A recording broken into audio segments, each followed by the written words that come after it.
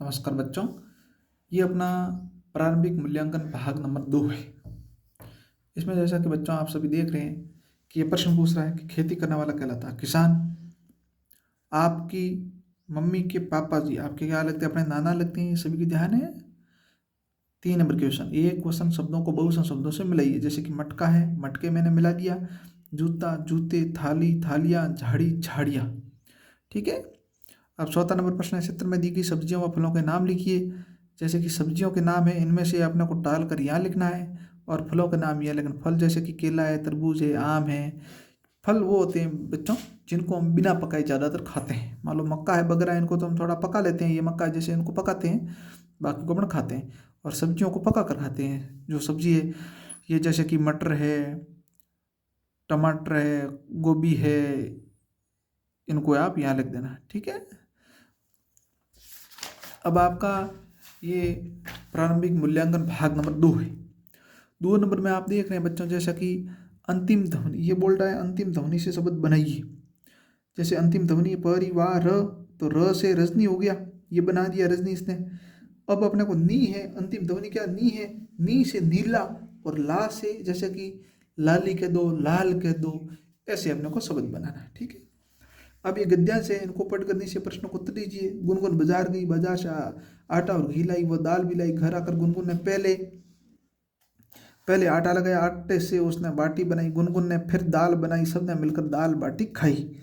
ये प्रश्न पूछ रहा है कि सबने मिलकर खाया, क्या खाया बच्चा? सबने मिलकर दाल बाटी खाई। ये अपने को ऊपर जो गद्यांश का मतलब ऊपर जो लिखा हुआ वही अपने को लिखना है। ठीक है।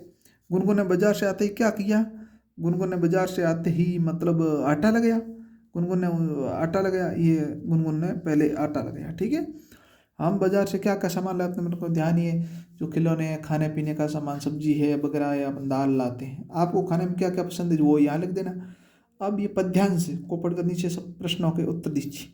पद्यांश और गद्यांश दोनों में अंतर होता है। ठीक है। अब पद्यांश है, जैसे घर के पास लगा है मेला, आओ मिलकर झूलें, झूला, रसगुल्ले और चम्मा शम शम खाएं, गुब्बारे भी खूब उड़ाएं, हाथी की चलो करें सवारी, मिलकर हम सब बारी बारी। कविता में किसकी सवारी की बात की? जैसे कि हाथी की बात की गई। देख, ये देखो, हाथी की चलो करें सवारी, ये सवारी आ गया शब्द। सवारी किसकी बात की? यानी कि हाथी की सवारी की बात की गई है, इसलिए आपको ध्यान रखना है। ठीक है। ये है प्रारंभिक मूल्यांकन भाग 2। ये है कि आपके आसपास कौन कौन से मेले लगते हैं। आपके आसपास कौन कौन से मेले लगते हैं? जैसे कि अपने खेमा बाबा का मेला है, विराटरा माता का है, जैसे खाटू श्याम जी का है, जो भी आप लिखना चाहे वो लिखो। अब कविता में हाथी की सवारी करने की बात आई है, बात की गई। आपने कौन सी सवारी की है वो यहाँ लिख देना। जैसे कि आपने कार है, साइकिल है, मोटरसाइकिल की सवारी की, जो भी यहाँ लिख देना, ऊँट वगैरह की। मेले में आपको सबसे अच्छा क्या लगता है? क्या लगता है? जैसे कि किताबों की दुकान है, खिलौने की दुकान है, खाने की दुकान है, मिठाई की दुकान है, जो भी आप लिख देना। अब शब्दों प्रश्न नीचे लिखे शब्दों का वाक्य में प्रयोग कीजिए। जैसे उदयपुर है, उदयपुर क्या है? जैसे झीलों की नगरी उदयपुर है। मीठा, आम मीठे लगते हैं, गेंद गोल होती है, ऐसे आप बना देना। नाचना, यानी कि मैं नाचना जानता हूँ। ठीक है। वाहन चलाते समय क्या क्या सावधान रखना चाहिए? जैसे हमेशा अपने सभी को बाएं हाथ की तरफ चलना चाहिए, और सड़क के दोनों तरफ देख कर ही किसी रास्ते को क्रॉस करना चाहिए। यही है। ठीक है।